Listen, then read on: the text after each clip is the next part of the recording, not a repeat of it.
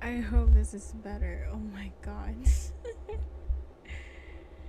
Eh, well, after a lot of things happening, oh my god, why is the couch moving with me?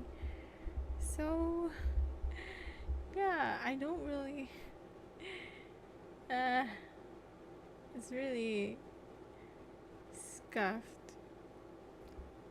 As you can tell, my camera isn't even working properly, so there's that. Wait, I'm just gonna test a few things. Hold on. I wonder if my stream is doing fine. And I wonder if my audio is getting caught as well. I'm trying to speak a bit quiet because, I'm trying to be ASMR-y a bit. So, yeah. Hold on, where's the sound coming from?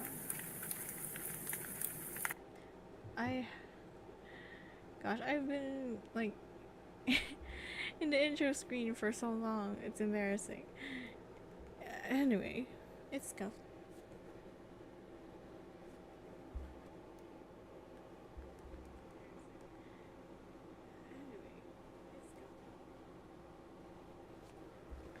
Perhaps I don't know if I'm a bit too far from the mic. I think I am. Hold on. Is that any better? Hold on. Let's just. I think this is better. But I'm sorry if you hear a bit of an environment noise. It's what, even though it's kind of late in the night. Anyway, I've been wanting to do something for Halloween, and I can't really miss out on Halloween. It's spooky month, and I can't play horror games. I'm not really good at them, so I can't. So yeah, horror games were not an option. But hold on, I'm just gonna. God, I'm so scuffed. I've been playing with around for a while because like everything's just so scuffed. Elon, apparently you have to pay to even like post on the Chrome on website version of Twitter, and then you have to, how do you call this? Yeah, YouTube died on me. YouTube Studio wasn't working earlier. Sorry, that's a little curve from the charger of my laptop. I cannot use VTube Studio. VTube Studio crashed on me for some reason. And then, yeah, but eventually we are gonna, but now, importantly, now we're here. Anyway, we're gonna read, where's the book? There we go. We're gonna read, Dracula by Bram Stoker. So yeah, I bought this book a while ago, and the cover is pretty epic, so I wanted to I'll read it for a while, but I haven't had the time to do so, so this is an excuse to read as well as stream. So 2 birds with 1 stone. Anyway, let's start reading now, shall we? After 10 minutes of screen time. Okay, hold on. Let's find the table of contents. I hope the flipping of the book, because I do have a physical copy of it, won't be too hard on the ears. Okay, so Dracula starts at what, chapter 3? Okay, there is like 436 pages of the story. So yeah, I don't know if I can do voice acting. I can't really do much voice acting, but we'll try. Okay. Chapter 1 of Dracula. Chapter 1. Jonathan Harker's journal, kept in shorthand. 3rd of May, Bistritz. Left Munich at 8:35 p.m. on 1st of May, arriving at Vienna early next morning. Should have arrived at 6:46, but train was an hour late. Budapest seems a wonderful place, from the glimpse which I got of it from the train, and the little I could walk through the streets. I feared to go very far from the station, as you have arrived late and would start as near the correct time as possible. The impression I had was that we were leaving the west and entering the east, the most western of splendid bridges over the Danube, which is here of noble width and depth, took us among the traditions of Turkish rule. We left in pretty good time, and came after nightfall to Klausenberg. Here I stopped for the night at the Hotel Royal. I had for dinner, or rather supper, a chicken done some way with red pepper, which was very good but thirsty. Memo. Get recipe for Mina. I asked the waiter and he said it was called paprika bendel, and that, as it was a national dish, I should be able to get it anywhere along the Carpathians. I found my smattering of German very useful here indeed. I don't know how I should be able to get on without it. Having some time at my disposal when in London, I had visited the British Museum, made search among the books and maps of the library regarding Transylvania. It had struck me that some foreknowledge of the country could hardly fail to have some importance in dealing with the noble of that country. I find that the district he named is in the extreme east of the country, just on the border of 3 states, Transylvania, Moldavia, and Bukovina, in the midst of the Carpathian Mountains, one of the wildest and least known portions of Europe.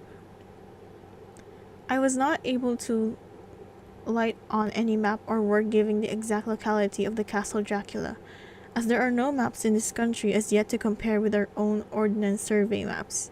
But I found that Bistritz, with the post town named by Count Dracula, is a fairly well-known place. I shall enter here some of my notes, as they may refresh my memory when I talk over my travels with Mina. In the population of Transylvania, there are 4 distinct nationalities: Saxons in the south, and mixed with them the Wallachs, who are the descendants of the Dacians.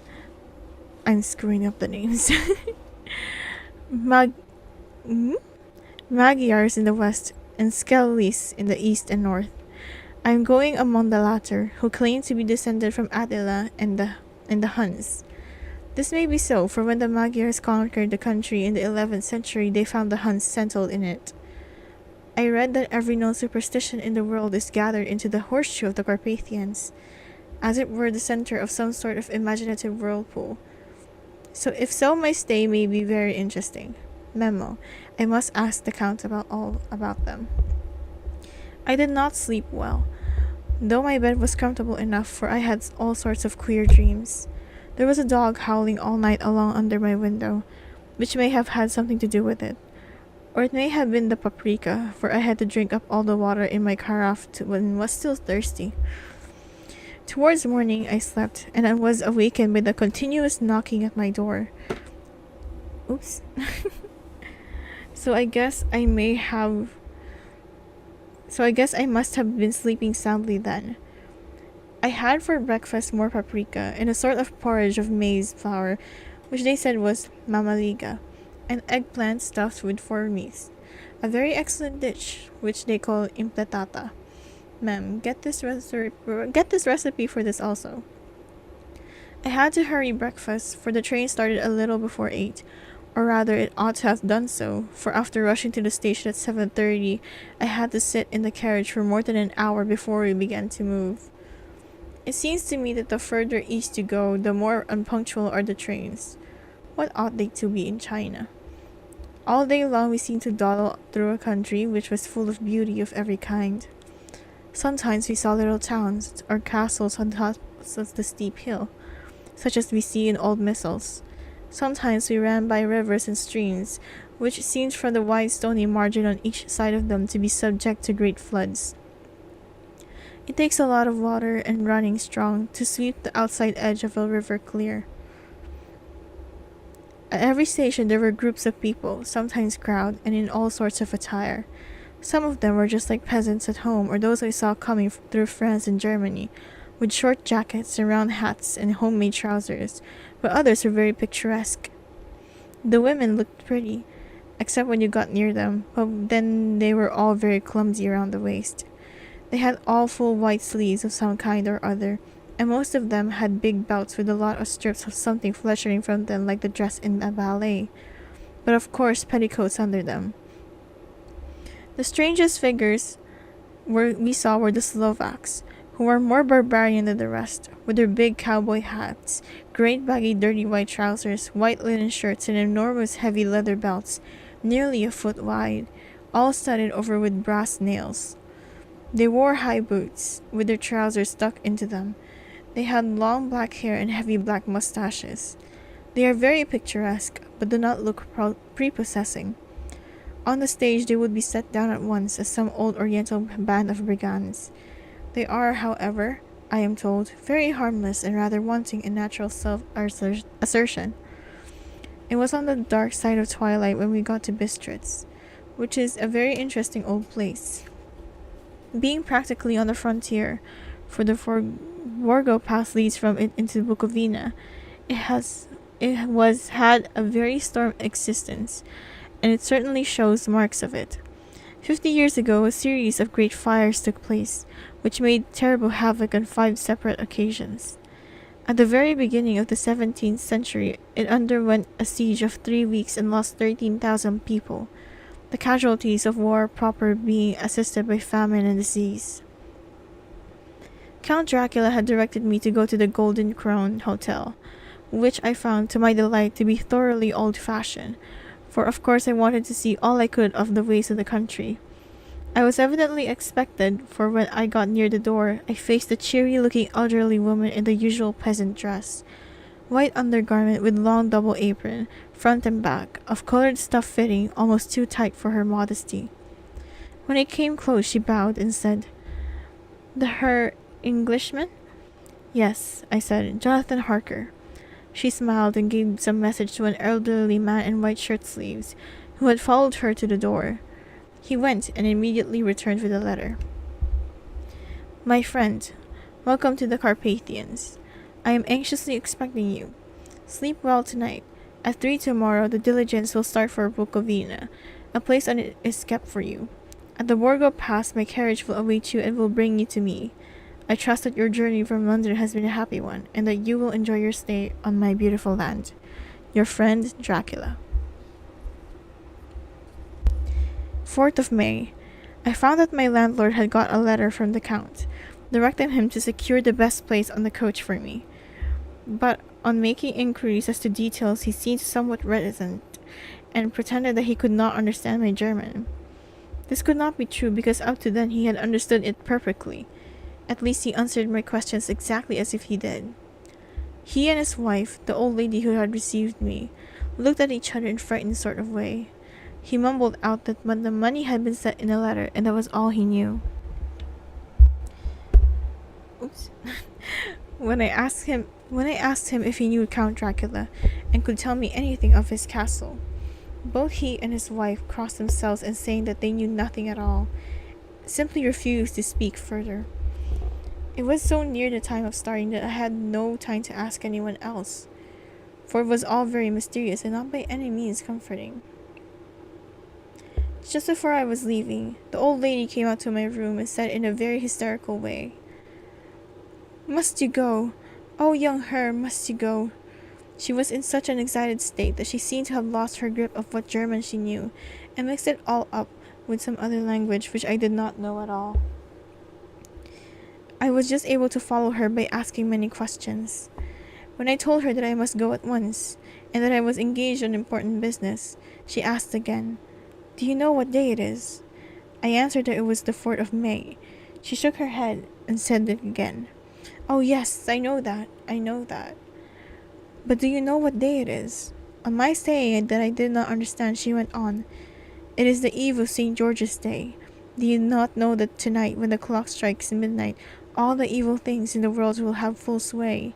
Do you know where you are going, and what you are going to?" She was in such evident distress that I tried to comfort her, but without effect. Finally, she went down on her knees and implored me not to go, at least to wait a day or two before starting. It was all very ridiculous, but I did not feel comfortable. However, there was business to be done, and I could allow nothing to interfere with it. I therefore tried to raise her up and said, as gravely as I could, that I thanked her, but my duty was imperative and that I must go. She then rose and dried her eyes, and taking a crucifix from her neck, offered it to me. I did not know what to do, for, as an English churchman, I have been taught to regard such things as in some measure idolatrous, and yet it seemed so ungracious to refuse an old lady meaning so well and in such a state of mind. She saw, I suppose, the doubt in my face, for she put the rosary around my neck and said, "For your mother's sake."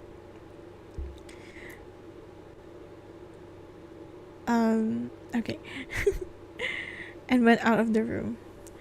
I am writing up this part of the diary whilst I am waiting for the coach, which is, of course, late, and the crucifix is still around my neck.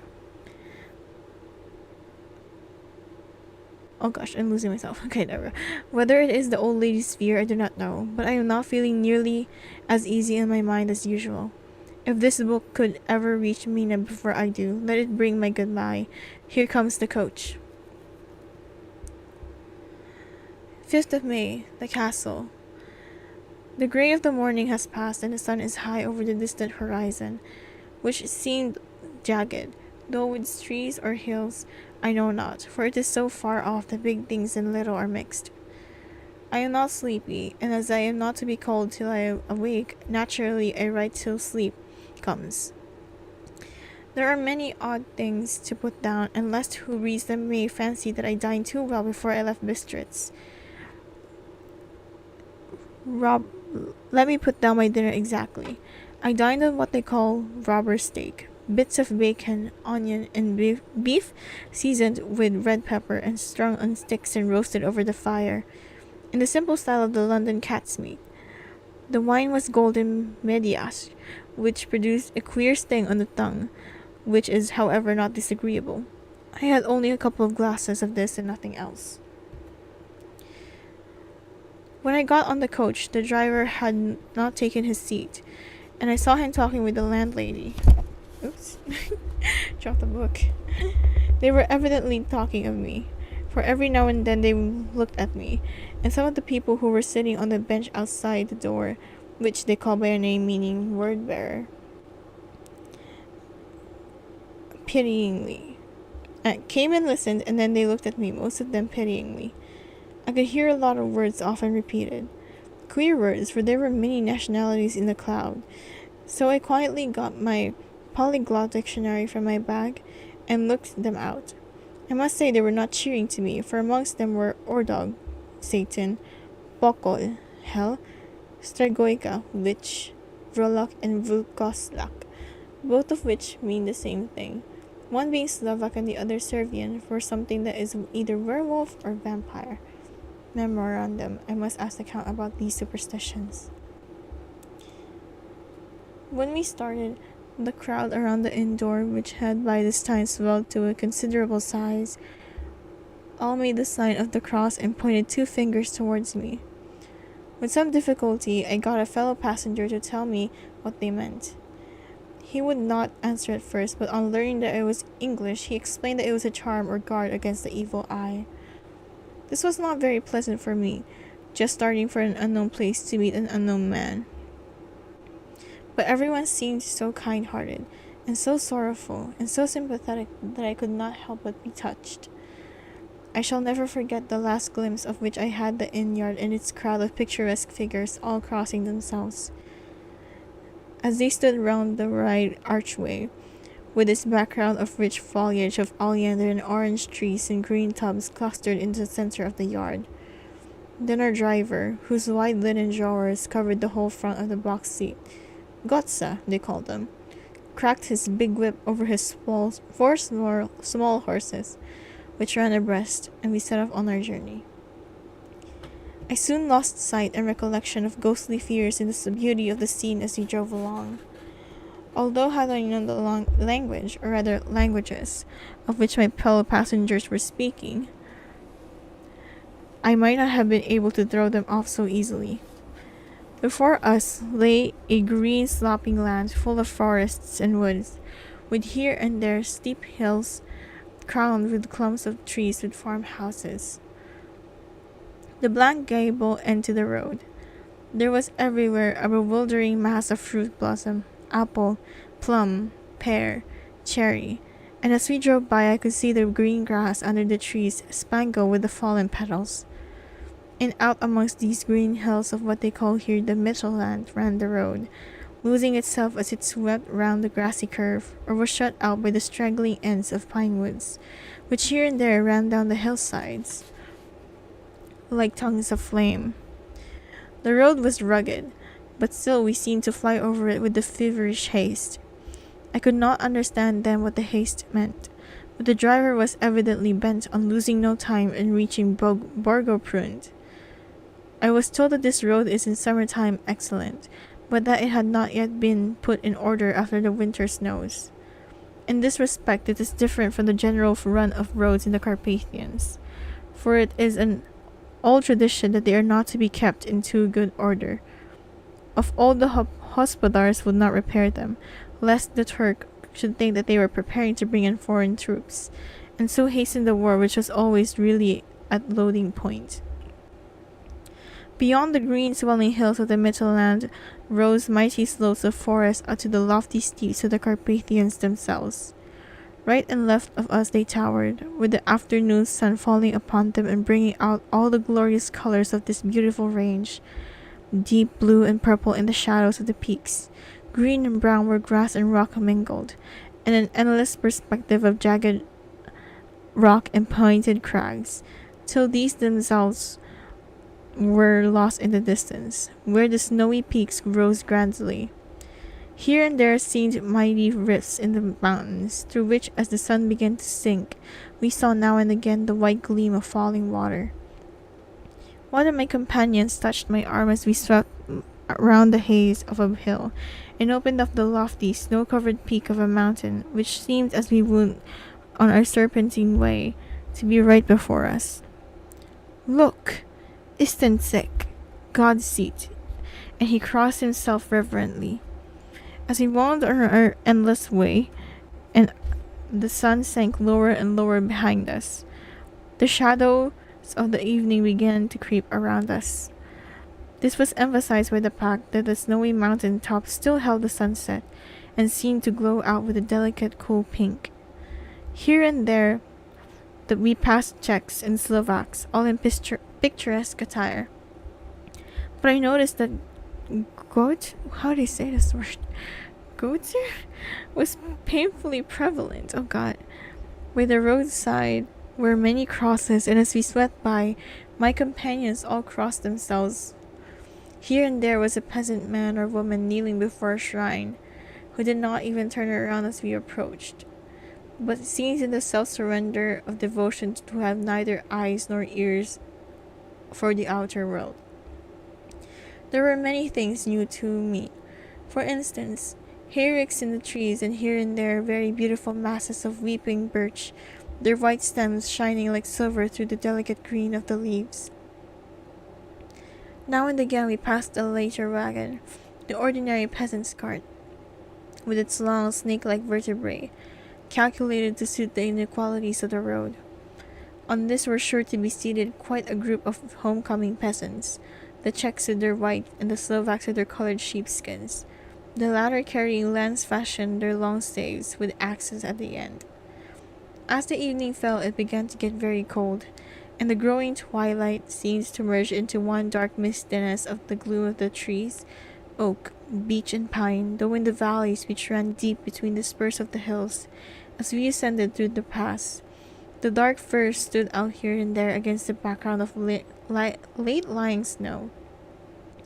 Sometimes, as the road was cut through the pine woods that seemed in the darkness to be closing down upon us, great masses of grayness, which here and there bestrewed the trees, produced a peculiarly weird and solemn effect, which carried on the thoughts and grim fancies endangered earlier in the evening, when the falling sunset threw into strange relief the ghost-like clouds which amongst the Carpathians seemed to wind ceaselessly through the valleys.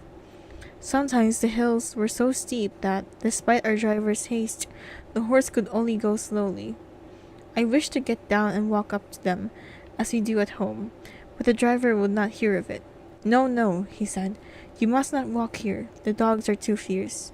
And then he added, with that he evidently meant for grim grim pleasantry, for he looked round to catch the approving smile of the rest. And you may have been enough of such matters before you go to sleep. The only stop he would make was a moment's pause to light his lamps.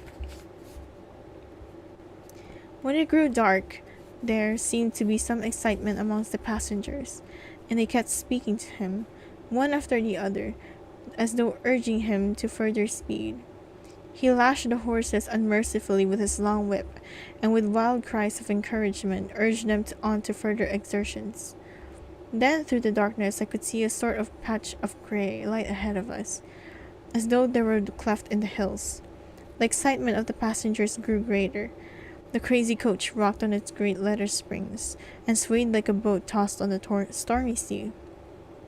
I had to hold on. The road grew more level, and we appeared to fly along. Then the mountains seemed to come nearer to us on each side and to frown down upon us. We were entering the Borgo Pass. One by one, several of the passengers offered me gifts, which they pressed upon me with earnestness which would take no denial. These were certainly of an odd and varied kind, but each was given in simple good faith, with a kindly word and a blessing, and that strange mixture of fear-meaning movements which I had seen outside the hotel at Bistritz, the sign of the cross and the guard against the evil eye. Then, as we flew along, the driver leant forwards, and on each side the passengers, craning over the edge of the coach, peered eagerly into the darkness. It was evident that something very exciting was either happening or expected, but though I asked each passenger, no one would give me the slightest explanation. Hold on.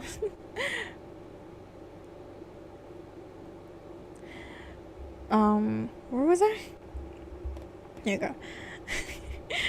This state of excitement kept on for some little time, and at last we saw before us the pass opening out on the eastern side. There were dark, rolling clouds overhead, and in the air the heavy, oppressive sense of thunder. Hold on.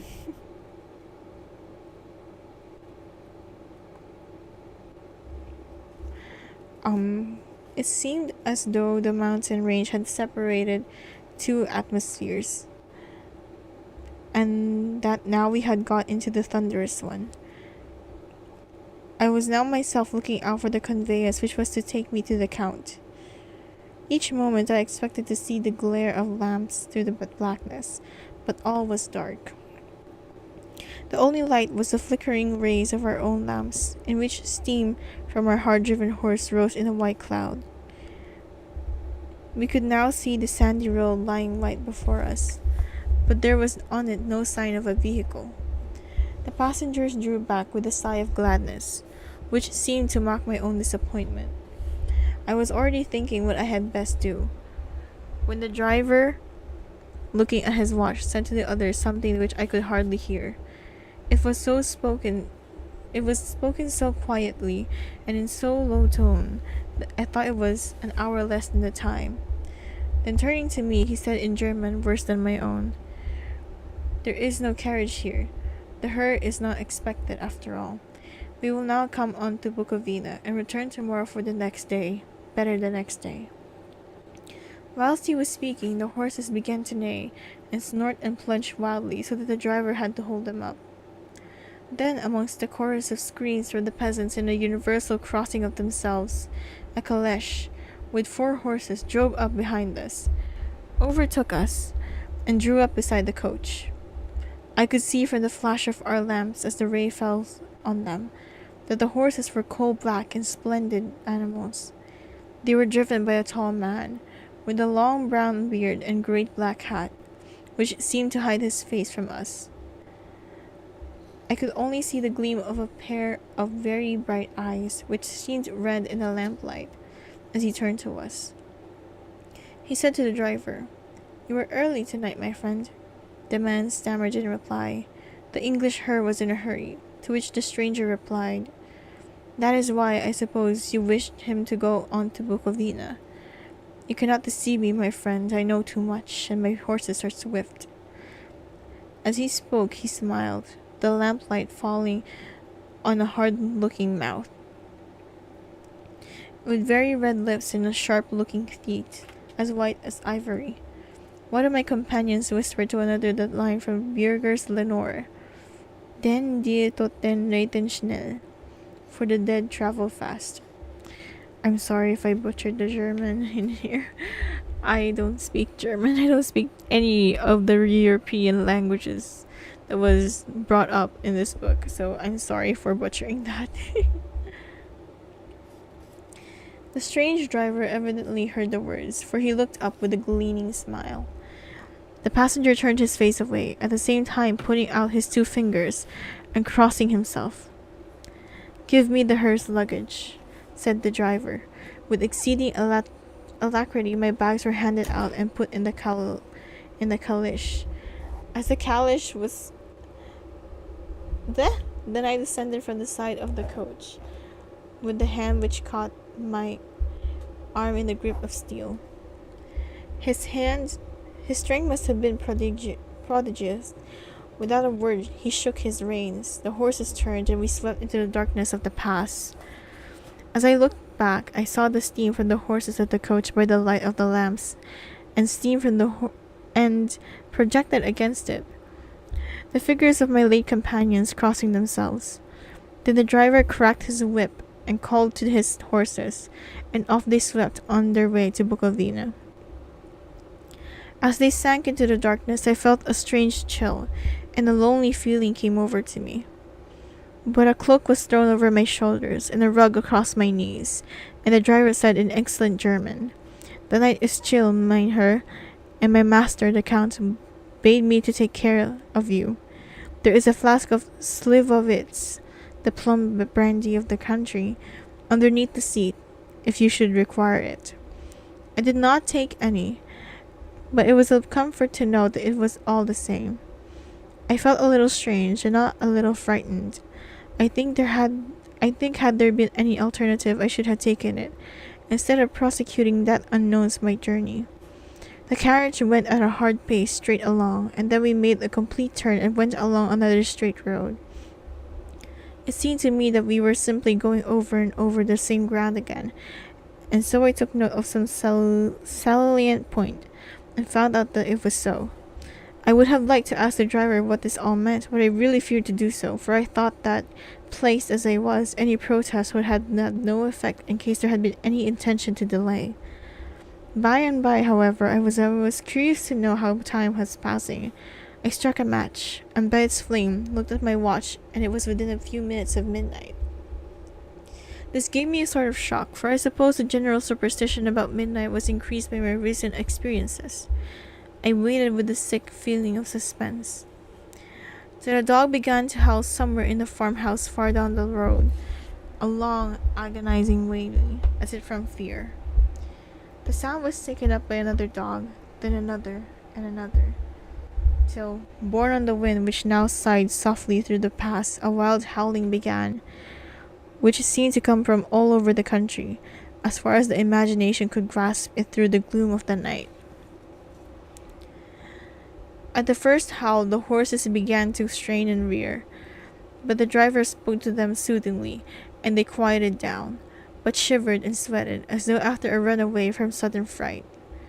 Then, far off in the distance, from the mountains on each side of us, began a louder and sharper howling, that of wolves, which affected both the horses and myself in the same way, for I was minded to jump from the calash and run, whilst they reared again and plunged madly, so that the driver had to use all his great strength to keep them from bolting. In a few minutes, however, my own ears got accustomed to the sound, and the horses so far became quiet that the driver was able to descend and to stand before them. He petted and soothed them, and whispered something in their ears, as I have heard of horse tamers doing, and with extraordinary effect, for under his caresses and they became quite manageable again, though they still trembled. The driver again took his seat, and shaking his reins, started off at a great pace. This time, after going to the far side of the pass, he suddenly turned down a narrow roadway which ran sharply to the right. Soon we were hemmed in with trees, which in places arched right over the roadway, till we passed us through a tunnel, and again great frowning rocks guarded us boldly on either side. Though we were in shelter, we could hear the rising wind, for it moaned and whistled through the rocks, and the branches of the trees crashed together as we swept along. It grew colder and colder still, and fine powderies of snow began to fall,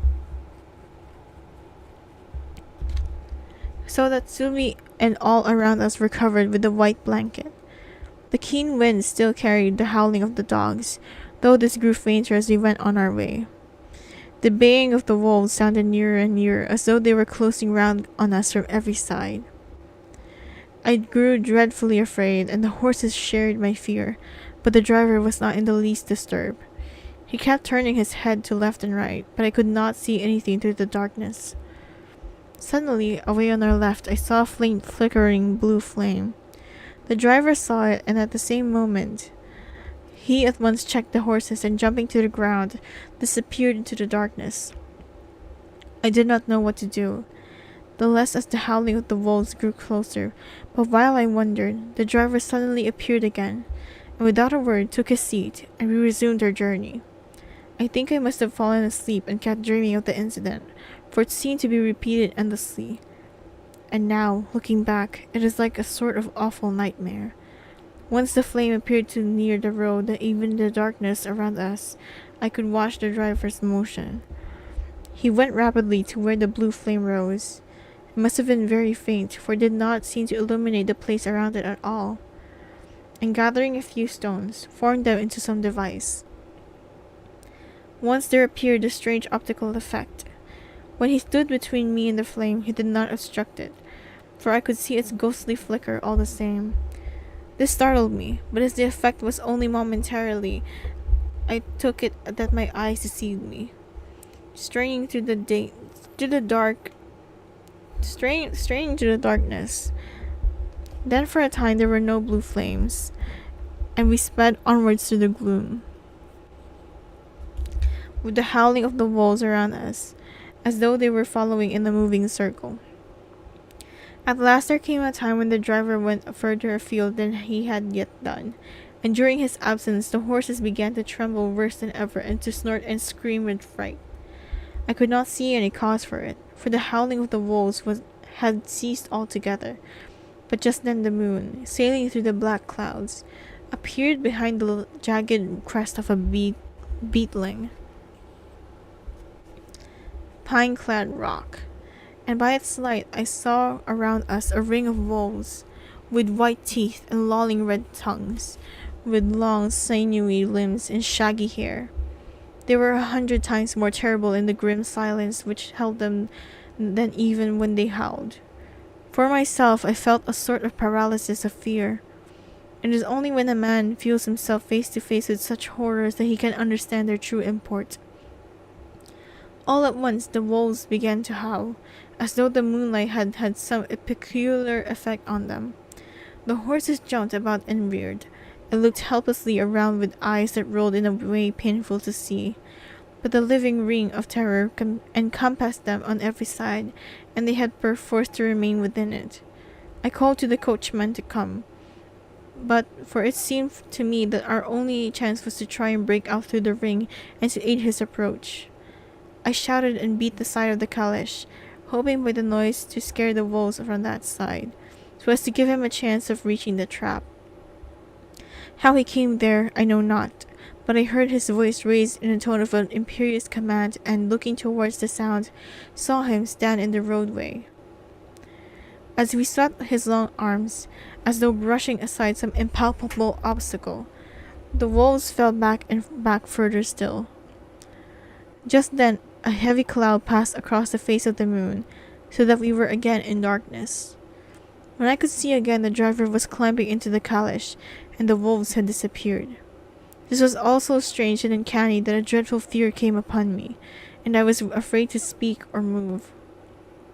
The time seemed interminable as we swept on our way, now in almost complete darkness, for the rolling clouds had obscured the moon. We kept on ascending, with occasional periods of quick descent, but in the main always ascending. Suddenly, I became conscious of the fact that the driver was in the act of pulling up the horses in the courtyard as a vast ruined castle, from whose tall black windows came no ray of light, and whose broken battlements showed a jagged line against the moonless sky. And that was chapter 1. Oh my gosh, can I say that was a long chapter? That was a very long chapter indeed. And but wow, very detailed. And surprisingly, it's very easy to understand. I don't know if this was originally written in German, because I think it's implied that Jonathan, the main character, is, I think he was American, I think. Yeah. But he spoke German. So I'm assuming this was originally written in English form. And also, I knew about this because I watched a video about Dracula, the book. And I already knew it was in a unique form, which is in a diary form. I have not read a lot of books that is written in this kind of form, which makes it unique. And the descriptions as well, it's very good.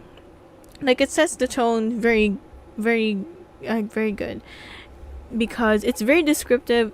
It does not it does not spare you from the details of how, of how the people look like, how the environment looks like, and how vivid the description is. It's good. I really like it so far. Very lengthy though. Like, that chapter is long. It's very long, but we'll move on next to chapter 2. Chapter 2. Jonathan Harker's Journal. Continued.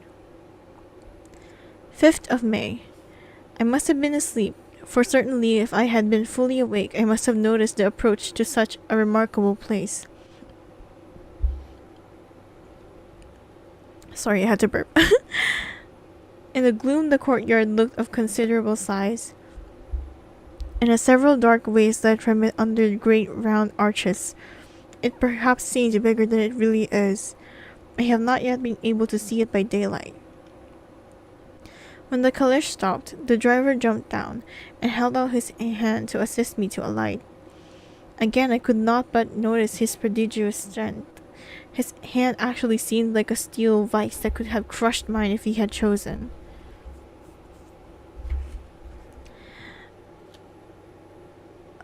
Then he took out my traps and placed them on the ground beside me as I stood close to a great door, old and studded with large iron nails, and set in a projecting doorway of massive stone. I could see even in the dim light that the stone was massively carved, but the carving had been much worn by time and weather. As I stood, the driver jumped again into his seat and shook the reins. The horses started forwards, entrapped, and all disappeared down one of the dark openings. I stood in silence where I was, for I did not know what to do. Of bell or knocker there was no sign, though through these frowning walls and dark windows opening it was not likely that my voice could have penetrated. The time I waited seemed endless, and I felt doubts and fears eroding around me. Was this a customary...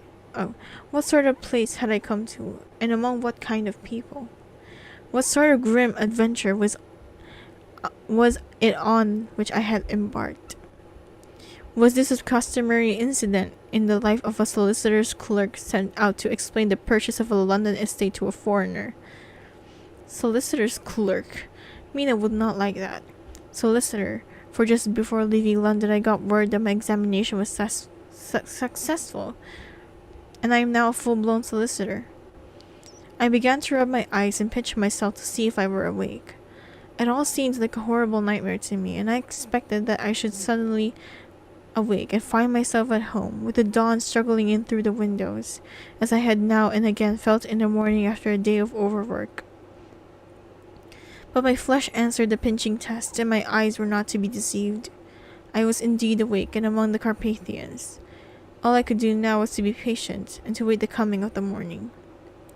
Just as I had come to this conclusion, I heard a heavy step approaching behind the great door, and saw through the chinks of the gleam of a coming light. Then there was the sound of rattling chains and the clanking of massive bolts drawn back. A key was turned with the loud grating noise of long disuse, and the great door swung back.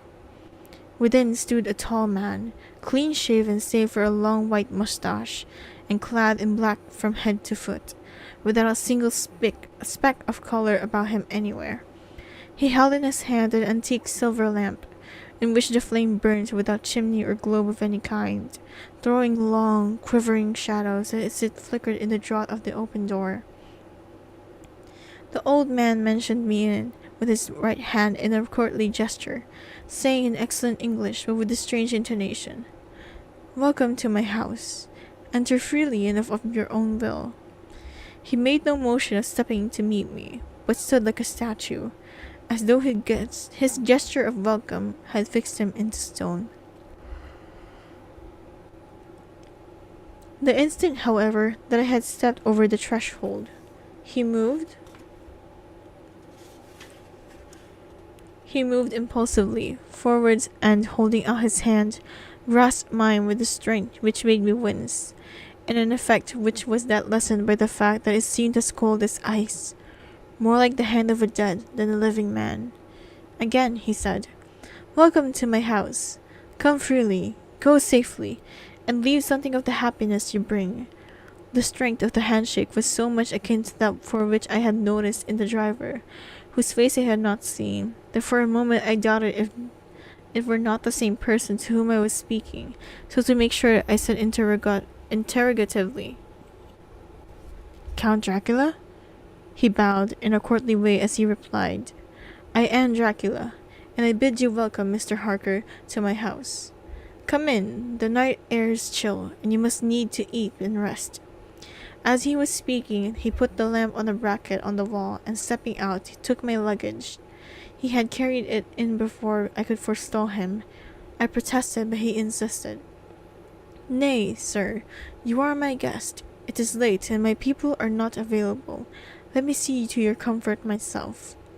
He insisted on carrying my traps along the passage, and then up a great winding street, and along another great passage, on whose stone floor our steps rang heavily. At the end of this he threw open a heavy door, and I rejoiced to see within a well-lit room, in which a table was spread for supper, and on whose mighty hearth had a great fire of logs flamed and flared. The Count halted, putting down my bags, closed the door, and crossing the room, opened another door which led into a small octagonal room lit by a single lamp, and seemingly without a window of any sort. Passing through this, he opened another door and motioned me to enter.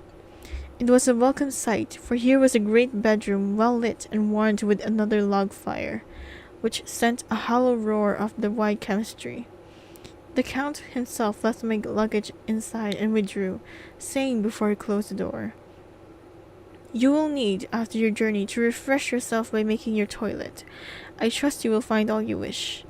When you are ready, come into the other room, where you will find your supper prepared." The light and warmth and the court's courteous welcome seemed to have dissipated all my doubts and fears.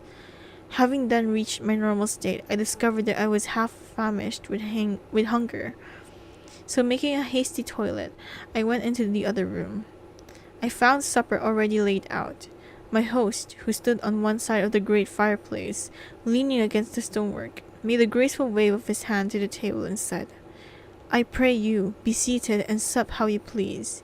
You will, I trust, excuse me that I do not join you, but I have dined already, and I do not sup." I handed to him the sealed letter which Mr. Hawkins had entrusted to me. He opened it and read it gravely, though with a charming smile he handed it to me and read. One passage of it, at least, and gave me a thrill of pleasure. "I much regret that an attack of gout, from which malady I am a constant sufferer, forbids absolutely any travelling on my part for some time to come. But I am happy to say I can send a sufficient substitute, one in whom I have every possible confidence. He is a young man, full of energy and talent in his own way, and of a very faithful disposition. He is discreet and silent, and has grown into manhood in my service. He shall be ready to attend on you when you will during his stay, and shall take your instruction in all matters. The count himself came forwards and took off the cover of a dish, and I fell to at once on an excellent roast chicken. This, with some cheese and a salad and a bottle of old Tokay, of which I had 2 glasses, was my supper. During the time I was eating it, the Count asked me many questions as to my journey, and I told him by degrees all I had experienced. By this time I had finished my supper, and my host's desire had drawn up a chair by the fire and began to smoke a cigar, which he offered me, at the same time excusing himself that he did not smoke. I had now an opportunity of observing him, and found him a very marked physiognomy. Physiognomy? Oh, these terms, I have not encountered them before. His face was strong, very strong, aquiline, with high bridge of the thin nose and peculiarly arched nostrils, with lofty domed head, with lofty domed forehead, and hair growing scantily around the temples, but profusely elsewhere. His eyebrows were very massive, almost meeting over the nose, and with bushy hair that seemed to curl in its own profusions. The mouth, so far as I could see it under the heavy mustache, was fixed and rather cruel looking, with peculiarly sharp white teeth. These protruded over the lips, whose remarkable ruddiness showed astonishing vitality in a man of his years. For the rest, his ears were pale and at the tops extremely pointed. The chin was broad and strong, and the cheeks firm though thin. The general effect was one of extraordinarily pallor. Hitherto I had noticed the backs of his hands as they lay on his knees in the firelight, and they had seemed rather white and fine, but seeing them now close to me I could not but notice that they were rather coarse, broad with squat fingers. Strange to say, there were hairs in the center of the palm. The nails were long and fine, and cut to a sharp point. As the Count leant over me and his hands touched me, I could not repress a shudder. It may have been that his breath was rank, but a horrible feeling of nausea came over me, which, do what I would, could not conceal. The Count, evidently noticing it, drew back, and with a grin sort of smile, which showed me more than he had yet done in his protuberant teeth, sat himself down again on his own side of the fireplace. We were both silent for a while, and as I looked toward the window, I saw the first dim streak of the coming dawn. There seemed a strange stillness over everything, but as I listened, I heard, as if from down below in the valley, the howling of many wolves. The Count's eyes gleamed, and he said, "Listen to them, the children of the night. What music they make." Seeing, I suppose, some expression on my face strange to him, he added, "Ah, sir, you dwellers in the city cannot enter into the feelings of the hunter." Then he rose and said, "But you must be tired. Your bedroom is all ready, and tomorrow you shall sleep as later as you will. I have to be away till the afternoon, so sleep well and dream well." And with a courteous bow, he opened for me himself the door to the octagonal room, and I entered my bedroom. I am all in a sea of wonders. I doubt, I fear, I think strange things which I dare not confess to my own soul. God keep me, if only for the sake of those dear to me. 7th of May.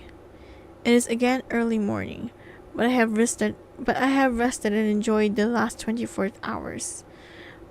I slept till late in the day, and awoke of my own accord. When I had dressed myself, I went into the room where we had supped, and found a cold breakfast laid out, with coffee kept hot by the pot being placed on the hearth. There was a card on the table on which was written, "I have to be absent for a while. Do not wait for me. D." So I set to and enjoyed a hearty meal. When I had done, I looked for a bell, so that I might let the servants know I had finished, but I could not find one. There are certainly odd deficiencies in the house, considering the extraordinary evidences of wealth which are around me. The table service is of gold, and so beautifully wrought that it must be of immense value. The curtains and upholstery of the chairs and sofas and the hangings of my bed are of the costliest and most beautiful fabrics, and must have been of fabulous value when they were made, for when they are centuries old, though in excellent order. I saw something like them in Court, Hampton Court, but they were worn and frayed and moth-eaten. But still, in none of the rooms is there a mirror. There is not even a toilet glass on my table, and I had to get the little shaving glass from my bag before I could either shave or brush my hair. I have not yet seen a servant anywhere, or heard a sound near the castle, except for the howling of wolves. When I had finished my meal, I did not know whether to call it breakfast or dinner, for it was between 5 and 6 o'clock when I had it. I looked about for something to read, for I did not like to go about the castle until I had asked the count's permission. There was absolutely nothing in the room, book, newspaper, or even writing materials. So I opened another door in the room and found a sort of library. The door opposite mine I tried, but found it locked. In the library I found, to my great delight, a vast number of English books, whole shelves full of them, and bound volumes of magazines and newspapers. A table in the center was littered with English magazines and newspaper, though none of them were of very recent date. The books were most of the varied kind: history, geography, politics, political economy, botany, geology, law, all relating to England and English life and customs and manners. There were even such books of reference as the London Directory, the Red and Blue Books, Whitaker's Almanac, the Army and Navy lists, and it somehow gladdened my heart to see it, the Law List. While I was looking at the books, the door opened and the Count entered. He saluted me in a hearty way and hoped that I had had a good night's rest. Then he went on. "I am glad you found your way in here, for I am sure there is much that will interest you. These friends," and he laid his hand on some of the books, "have been good friends to me, and for some years past, ever since I had the idea of going to London, have given me many, many hours of pleasure. Through them I have come to know your great England, and to know her is to love her. I long to go through the crowded streets of your mighty London, to be in the midst of the whirl and rush of humanity, to share its life, its change, its death, and all that makes it what it is. But alas, as yet I only know your tongue through books. To you, my friend, I look that I know it to speak." "But, Count," I said, "you know and speak English thoroughly." He bowed gravely. "I thank you, my friend, for your all too flattering estimate, but yet I fear that I am but a little way on the road I will travel. True, I know the grammar and the words, but yet I know not how to speak them." "Indeed," I said, "you speak excellently." "Not so," he answered. "Well, I know that, did I move and speak in your London, none there are who would not know me for a stranger. That is not enough for me.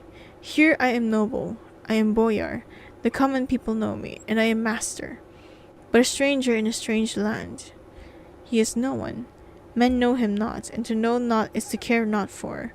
I am content if I am like the rest, so that no man stops if he sees me, or pause in his speaking if he hear my words to say, 'Ha, ha, a stranger!' I have been so long master that I would not be master still, or at least that none other should be master of me.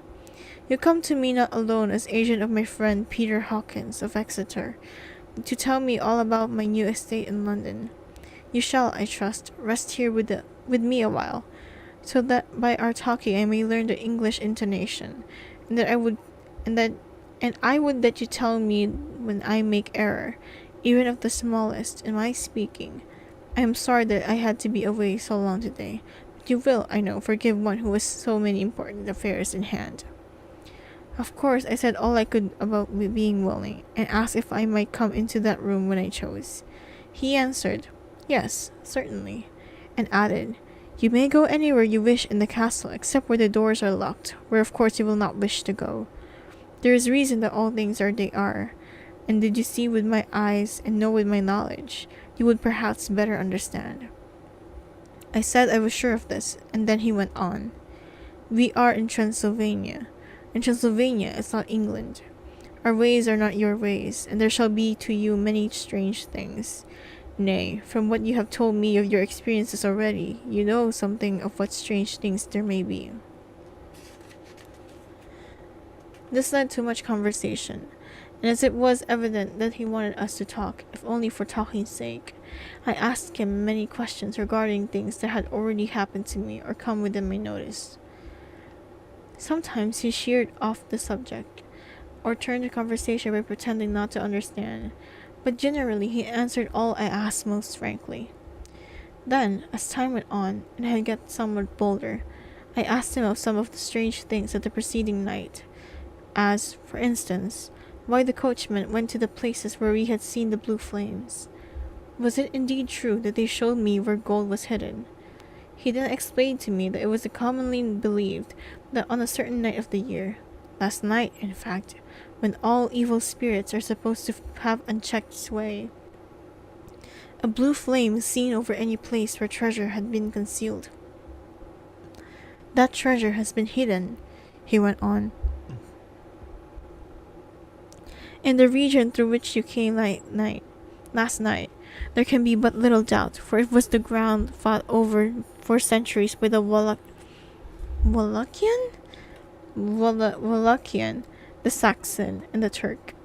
Why, there is hardly a foot of soil in all this region that has not been enriched by the blood of men, patriots or invaders. In old days there were stirring times, when the Austrian and the Hungarian came up in hordes, and the patriots went out to meet them, men and women, the aged and the children too, and waited their coming on the rocks above the passes, that they might see destruction on them with their artificial avalanches.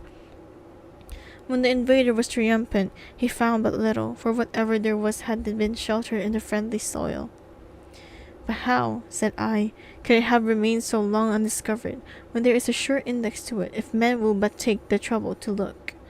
The Count smiled, and as his lips ran back over his gums, the long, sharp canine teeth showed out strangely. He answered, Because your peasant is at heart a coward and a fool. Those flames only appear on one night, and on that night no man of this land will, if he can help it, stir without his doors. And dear sir, even if he did, he would not know what to do. Why, even the peasant that you tell me of who marked the place of the flame would not know where to look in daylight, even for his own work. You would not, I dare be sworn, be able to find these places again? There you are right, I said. I know no more than the dead where even to look for them. Then we drifted into other matters. Come, he said at last, tell me of London and of the houses of which you have procured for me. With an apology for my remissness, I went into my own room to get the papers from my bag. Whilst I was placing them in order, I heard the rattling of china and silver in the next room, and as I passed through, noticed that the table had been cleared and the lamp lit, for it was by this time deep into the dark. The lamps were also lit in the study or library, and I found that the Count lying on the sofa, reading, of all things in the world, an English Bradshaw's Guide. When I came in, he cleared the books and papers from the table, and with him I went into plans and deeds and figures of all sorts.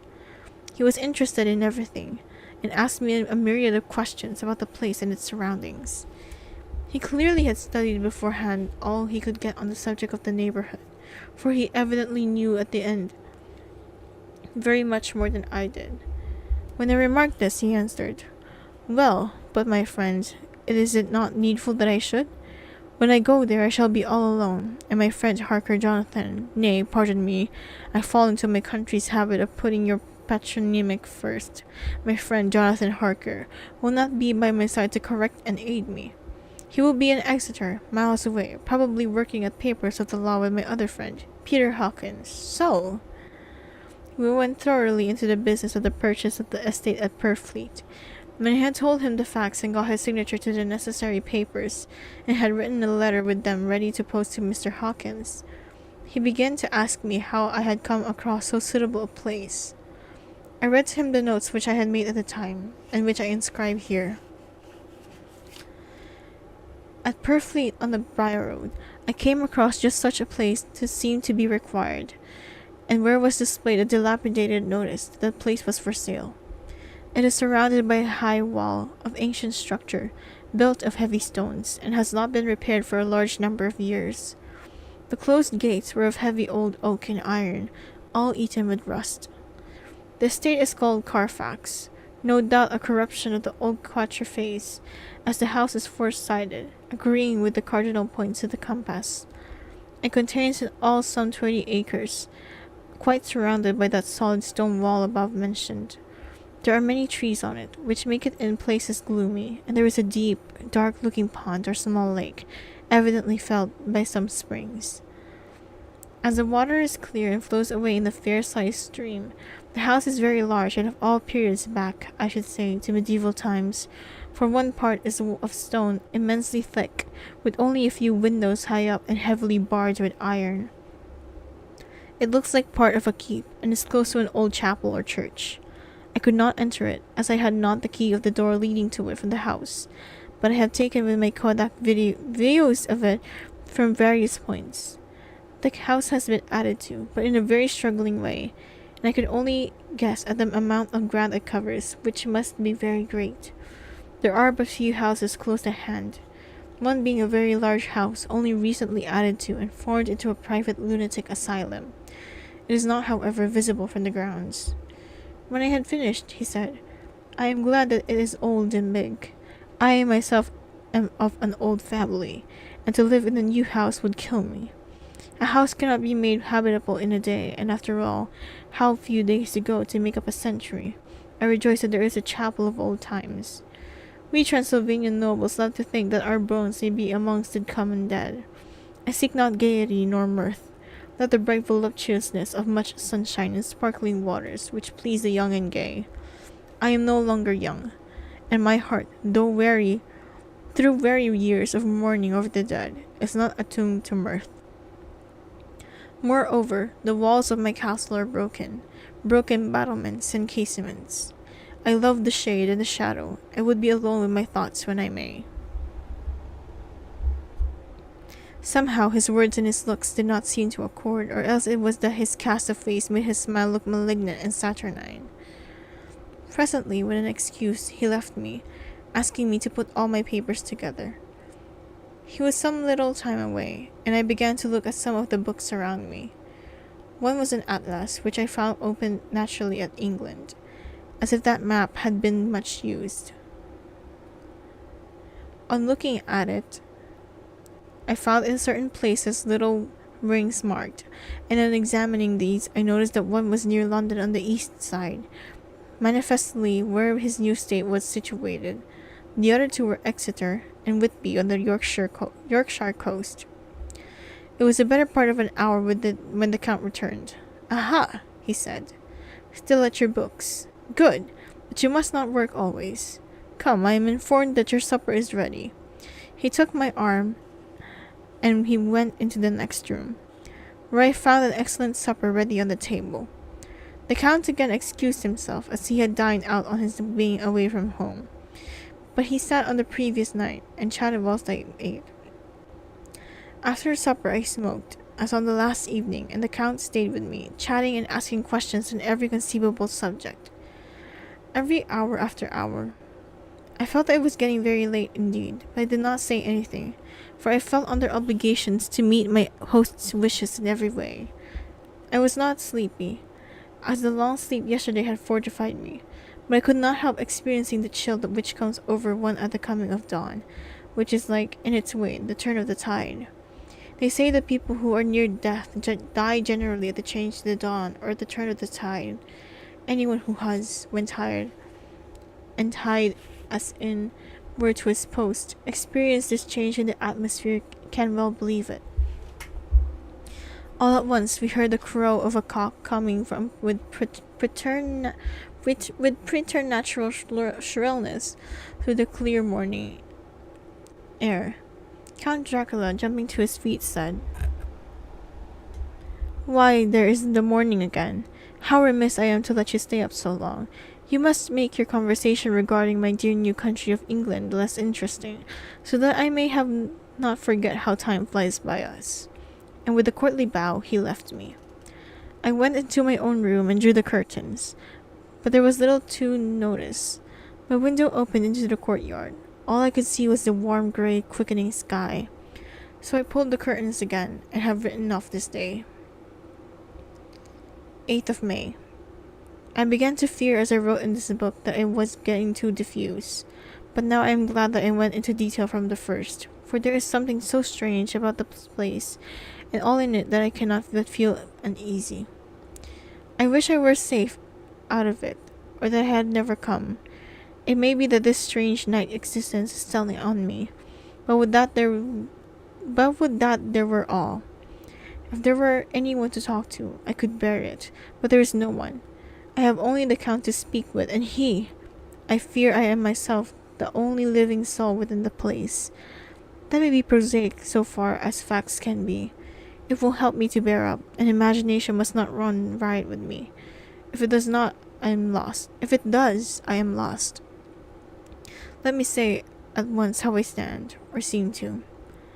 I only slept a few hours when I went to bed, and feeling that I could not sleep any more, got up. I had hung my shaving glass by the window, and was just beginning to shave. Suddenly I felt a hand on my shoulder, and heard the Count's voice saying to me, "Good morning."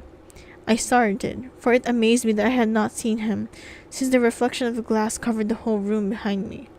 In starting I had cut myself slightly, but I did not notice it at the moment. Having answered the Count's salutation, I turned to the glass again to see how I had been mistaken. This time there could be no error, for the man was close to me, and I could see him over my shoulder, but there was no reflection of him in the mirror.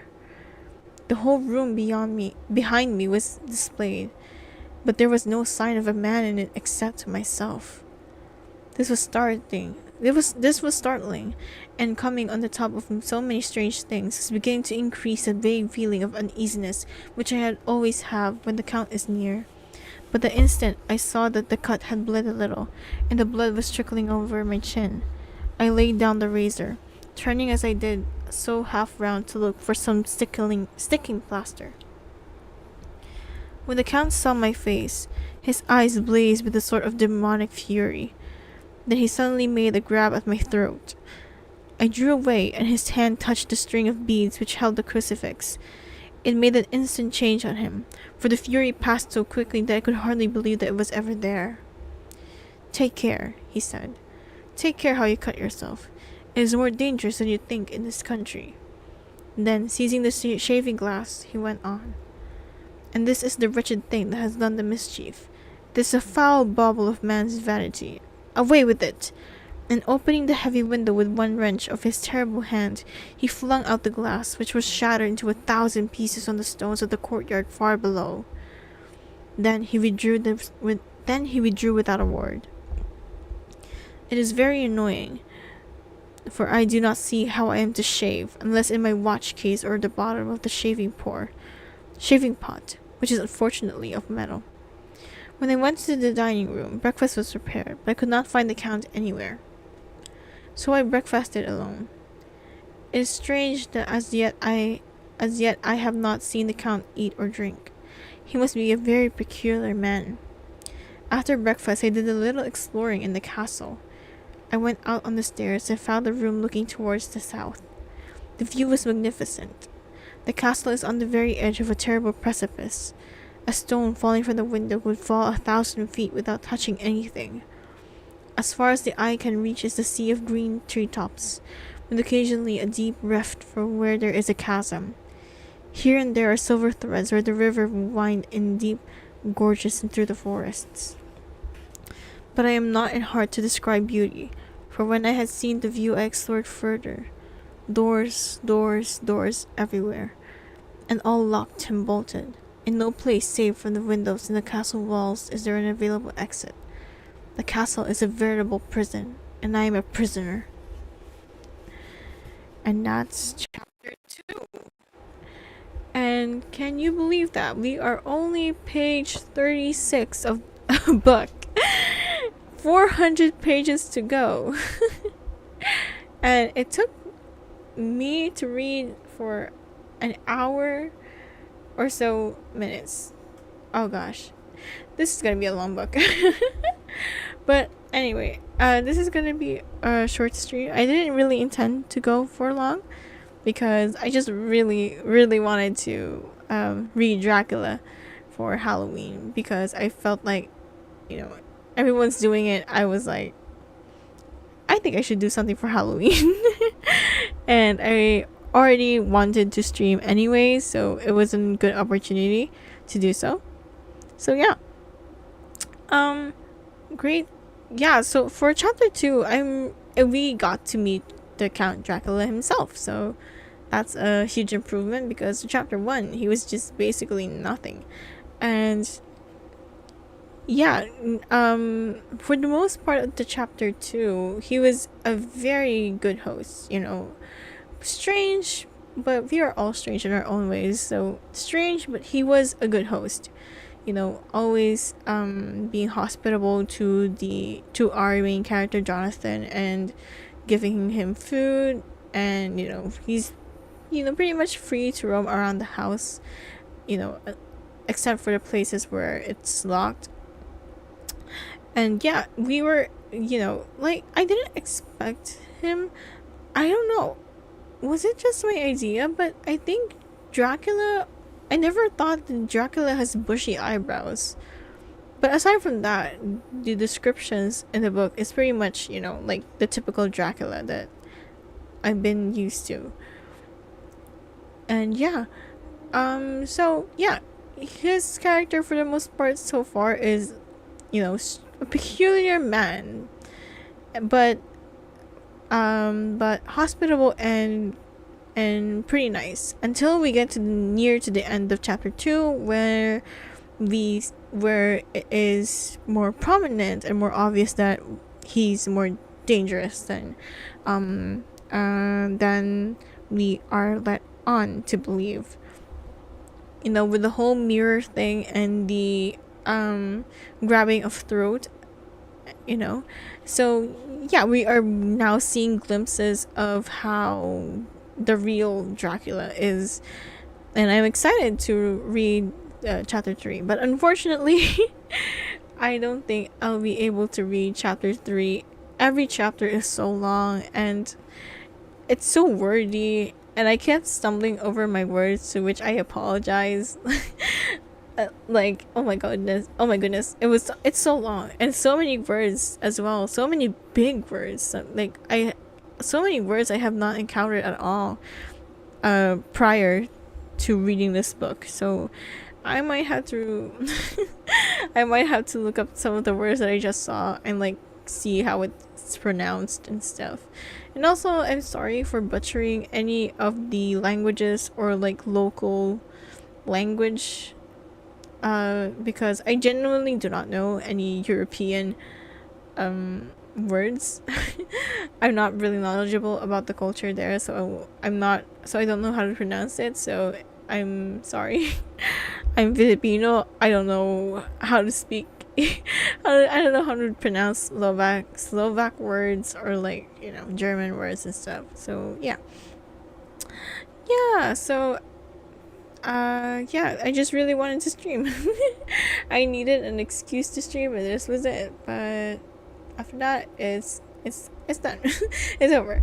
So a short stream tonight, but anyways, thank you guys so much for stopping by or for hearing me stumble over my words over and over again. It's pretty difficult, but I enjoyed it so far. I haven't read a book in a long time. I haven't read a book in a long time, and this was a nice how do you call it, refresher? But yeah, it's a nice thing to do, and to read a book and then stream, it was a two birds with one stone kind of situation. But yeah, hopefully I get to stream again soon. I don't think I can make a proper schedule though, because my time is volatile. I do not have like a set schedule at all. So yeah, but hopefully I get to make a proper debut kind of video. debut stream where I could introduce myself properly. But until then, I think I'll just stream some games that I like. And yeah, and then the debut stream will come after. So yeah, again, thanks everyone for dropping by, and I hope that you enjoyed my voice for reading Dracula. And I will see you whenever I can. So yeah. Yeah, bye bye. Ah.